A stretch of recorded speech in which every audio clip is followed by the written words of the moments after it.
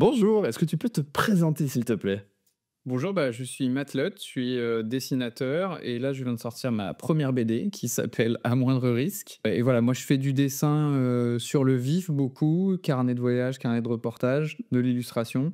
Et là c'est la première fois que je faisais un récit au long cours en mode BD. Donc c'est un projet vraiment au long cours puisque j'ai passé 1 an et demi à fréquenter la salle de consommation à moindre risque de Paris qu'on appelle aussi, halte soins addiction ou salle de shoot. Bourg. Salle de shoot pour les détracteurs ou pour les personnes qui veulent retourner le stigma. Dans le bouquin, on l'appelle salle de consommation à moindre risque. J'y suis allé toutes les semaines pendant 1 an et demi, à peu près un après-midi à chaque session, pour dessiner, rencontrer les gens et puis essayer de comprendre le lieu en prenant mon temps. Est-ce qu'il y a des choses que tu peux qu'est-ce qui t'a le plus surpris durant ton immersion? Est-ce qu'il y a des choses que tu as vues auxquelles tu ne t'attendais pas? Il y a énormément de choses qui m'ont surpris là-bas. D'abord, je pensais arriver dans un endroit glauque, j'avais pas vu d'image, rien, donc j'avais mes propres fantasmes dans la tête. Dans la BD, j'ai dit, un endroit qui serait, à la mi-chemin entre une fumerie d'opium et un lavomatique. Bon, déjà, c'est plus proche du lavomatique que de la fumerie d'opium, mais c'est juste un endroit d'accueil des gens. Il y a une partie un peu plus, médicalisée, mais qui est pas non plus, voilà, et donc en fait, c'est juste un endroit d'accueil de public assez normal et c'est pas glauque. Il y a de l'ambiance, ça rigole pas mal. C'est voilà, le 1er jour où je suis arrivé, je me suis posté à l'accueil, un peu timide, je connaissais personne et je suis resté avec, les 2 filles qui s'occupaient de l'accueil et juste, elles mettaient de la musique, elles faisaient des blagues, elles rigolaient, elles accueillaient les gens de manière hyper chaleureuse et j'étais là: «Ah ouais, OK, c'est sympa». Donc ça, c'était une première re grosse surprise. Une autre chose qui m'a beaucoup surpris, c'est les produits qui sont consommés là-bas. Moi, j'attendais, héroïne, cocaïne, crack, c'est ce qu'on entend, dans les médias et donc moi, j'avais, une très faible connaissance de ce qui se passait là-bas. Sciemment, je ne me suis que très peu renseigné avant pour, découvrir comme n'importe qui et donc ce que j'ai découvert, c'est qu'on consomme essentiellement des médicaments, notamment le plus consommé, ça s'appelle le Skenan, que je connaissais pas, c'est un antidouleur à base de morphine, si je me trompe pas et donc qui se procurent, par, un marché noir, des gens qui ont des ordonnances et puis, qui l'ont en pharmacie, puis qui le revendent et cetera. Donc ça, j'avais jamais entendu parler. Bien sûr, on se dit: «Il y a des gens qui se droguent avec des médicaments», mais on imagine quelqu'un qui abuse un peu sur le Lexomil ou je sais pas quoi. Mais là, il y avait toute une vraie un vrai trafic de ces médicaments absolument légaux et la chose qui m'a aussi surpris, c'est que pour les équipes, c'était entre guillemets «mieux» que les gens consomment ça, parce que, c'est des produits dont on connaît exactement la composition, donc les doses, donc la puissance et les effets, que quand, on achète de la cocaïne ou de l'héroïne, elle peut être coupée, on ne sait pas d'où elle vient et cetera. Donc un médicament, on sait exactement ce que ça peut faire aux gens et c'est plus facile pour suivre leur consommation et s'assurer que tout se passe bien, puisque c'est quand même ça, le but de cette salle. Tout au long du bouquin, je suis allé de surprise en surprise ou en tout cas de découverte en découverte et la première vraie découverte, en fait, c'est ce principe de réduction des risques. C'est-à-dire que la salle n'est pas faite pour que les gens qui y viennent s'arrêtent de consommer de la drogue. Alors ça, c'est assez, comment dire? Contre-intuitif, mais et la salle déjà, ne serait-ce que son rôle de d'aider les gens à consommer dans des meilleures, conditions, ça, c'est aussi un peu contre-intuitif, quand on connaît pas du tout ça. Mais donc la salle, elle est là pour assurer la santé des gens et puis assurer, leur donner une stabilité et les rattraper dans le lien social. Parce que donc en fait, les gens qui vont dans cette salle, la grande majorité sont des gens en extrême précarité, qui vivent soit à la rue, soit dans des hébergements d'urgence et du coup, ils sont en perte de lien social. Souvent, ils ont pas leurs papiers, ils ont pas l'accès à la sécu, ils ont pas l'accès à leurs droits, ce genre de choses et là donc quand ils viennent à la salle, ils viennent pour consommer mais s'ils ont besoin d'un coup de main pour des papiers, par exemple, on va les aider. S'ils ont un problème de santé, ils vont le montrer à des infirmières. Voilà et donc on les maintient dans le droit commun, dans la société et cetera. Ça, c'était une dimension que j'avais pas imaginée. Bien sûr. C'était quoi les autres niveaux qui te Le réseau, est-ce que tu as été surpris de découvrir ce réseau, ces unités mobiles? En fait, si je voulais vraiment parler du sujet, il fallait pas parler uniquement de la salle, il fallait parler de tout ce qu'il y a autour. Puisque cette salle, elle a ses vertus, elle a son rôle, mais en fait, elle est insérée dans un tissu, à l'échelle de Paris, où il y a plein d'autres structures et l'association qui s'occupe de la salle, qui s'appelle Gaïa, a d'autres services aussi. Des services où on donne des traitements de substitution. Elle a 2 camions, bus qui font le tour de la ville pour, il y en a un qui distribue du matériel, pour la consommation de crack, un autre pour distribuer des traitements de substitution et donc en fait, moi, à la base, mon bouquin, il devait parler que de la salle et au milieu du projet, j'ai compris que c'était que la moitié. C'était parler de là où il y a la salle, là où on s'occupe des gens et ce qu'on fait dehors et aussi là où on ne s'occupe pas des gens, où on n'a pas en tout cas ou pas les conditions pour s'en occuper de manière, correcte et du coup, là, j'ai découvert, bah, tout un microcosme, autour de ces services et aussi découvert, bah, ce qui se passe quand on s'occupe pas des gens. Par exemple, donc à l'époque où j'ai fait le reportage, il y avait le square Forceval à Paris, près de la porte de la Villette où, environ, je sais pas, 200 ou 300 usagers de crack avaient été regroupés un peu de force et c'était un peu l'enfer sur terre cet endroit, en fait. Il y avait aucune infrastructure. Il y avait des assos qui étaient là, mais avec un bus et une offre de service vraiment minimum parce que personne n'avait les budgets, personne n'avait les ressources pour faire ça, pour vraiment s'occuper des gens. Il y avait quasiment pas de toilettes, presque pas d'accès à l'eau et puis, bah, des gens qui tout à coup étaient là, fixés et du coup étaient dans la consommation à 100 du temps et vraiment, moi j'ai passé je crois 2 après-midi là-bas, ça m'a largement suffi et on m'a raconté des histoires absolument affreuses. J'ai vu quelques trucs, vraiment durs, enfin, c'est le pire endroit que j'ai vu, je crois dans ma vie et j'ai visité quelques autres endroits un peu bizarres dans des pays lointains et tout, mais là, le bon français, ne pense pas que ce genre de scène-là existe dans son beau pays. Dans sa capitale même. Et en plein Paris, hein. Alors c'est un peu à la périphérie, mais c'est quand même, en plein Paris, ouais. Quel accueil des usagers une fois le produit terminé? Parce que du coup, dans le livre, on te voit vraiment, parler avec les usagers et expliciter ton projet. Donc j'imagine que tu as choisi des scènes, mais que tu l'as expliqué à une majorité des gens avec qui tu as discuté. Mais du coup, une fois le produit fini, quel accueil? Donc en fait, l'accueil que j'ai eu, de la part des usagers était vraiment, très sympa et aussi assez surprenant. D'abord pendant le projet, moi j'avais quand même peur de gêner, de pas bien m'intégrer. C'est quand même, les gens ils vont consommer, leur drogue, c'est aussi un truc intime, enfin en tout cas c'est ce que j'imaginais et moi je suis arrivé tout de suite avec mon carnet et mon crayon et mon but c'était d'être essentiellement dans l'observation et de faire mes dessins et en fait ça a été un super liant, un super moyen de se connecter avec les gens parce que les gens, ils me repéraient, ils venaient me voir, ils me demandaient ce que je faisais là et cetera et du coup, j'ai été très bien accueilli de la part des usagers et donc l'accueil, du livre, une fois qu'il a été terminé, bah, en fait, donc chaque usager qui est identifiable dans le livre alors des fois, j'ai un peu changé on a changé leur pseudo et cetera mais il y en a qui sont très reconnaissables. Donc chaque usager qui est représenté dans le livre a eu sa copie du bouquin. Et puis il y en a 3 que je suis plus particulièrement et eux, je leur avais montré tout du long du processus, même les pages, de BD au brouillon, comment je les dessinais et cetera et en fait, bah, eux, ils sont hyper contents et pourtant, par moments, je les montre pas non plus, sous leur plus beau jour mais le fait qu'on s'intéresse à eux, qu'on raconte leur histoire, qu'on la partage, c'est hyper intéressant. Pour eux, c'est hyper valorisant surtout ça. Pour moi, quand on dessine, on valorise, parce que, bah, on prend le temps de s'arrêter. C'est pas, eux, ils aiment pas trop les journalistes, type, BFM qui viennent filmer 2 minutes devant la porte, faire un commentaire, prendre une image d'un gars un peu déchiré et qui se barre, parce que ça prend pas le temps et beh, moi, du coup, je suis resté pendant un an et demi, donc on s'est revus, on a pu créer vraiment des relations et donc la réponse à ta question, c'est que globalement, ils sont hyper contents. OK.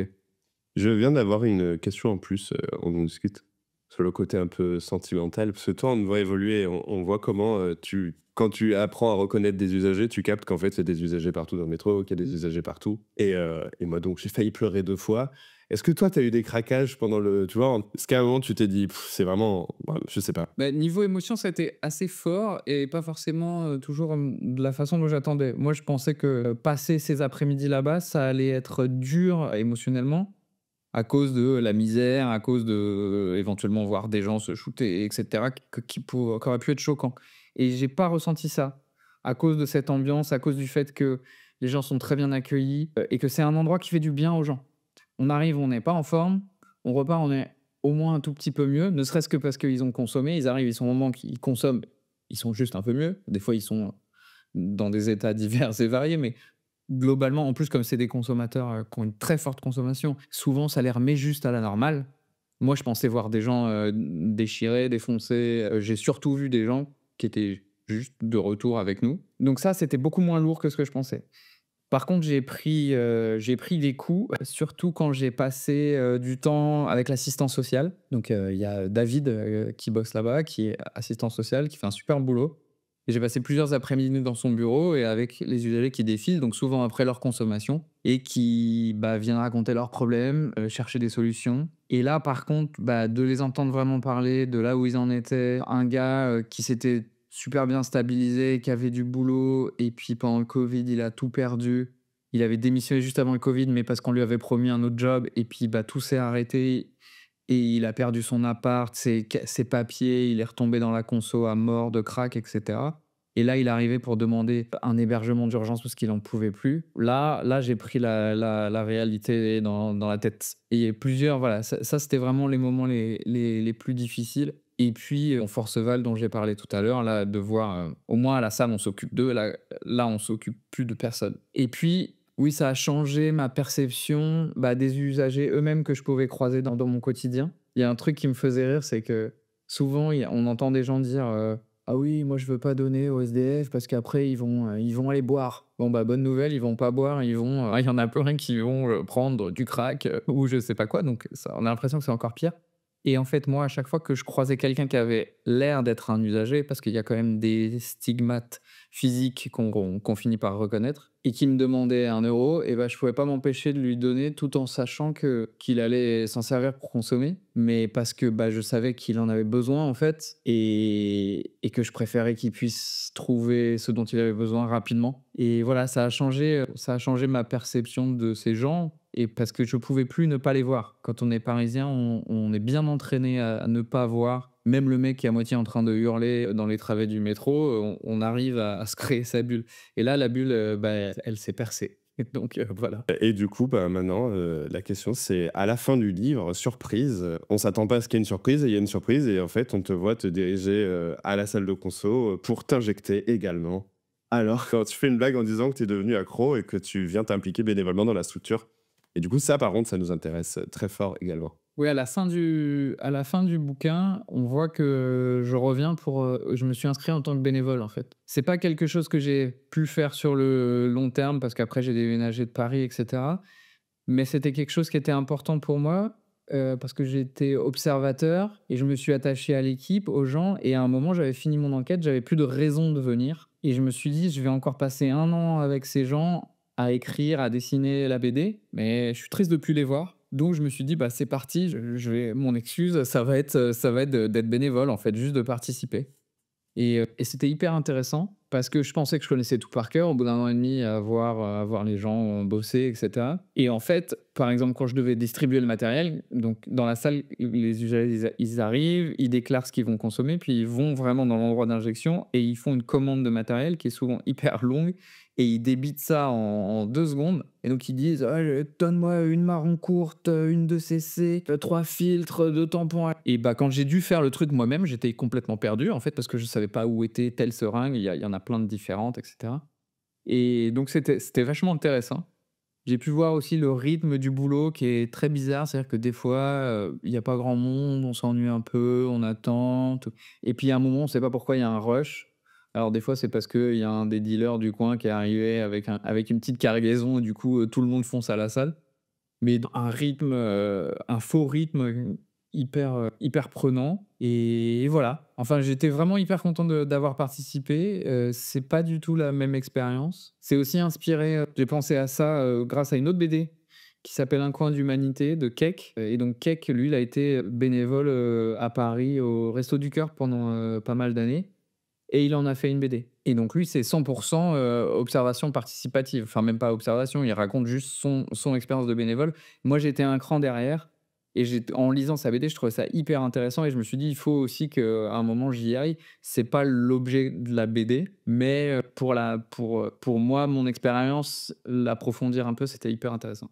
OK.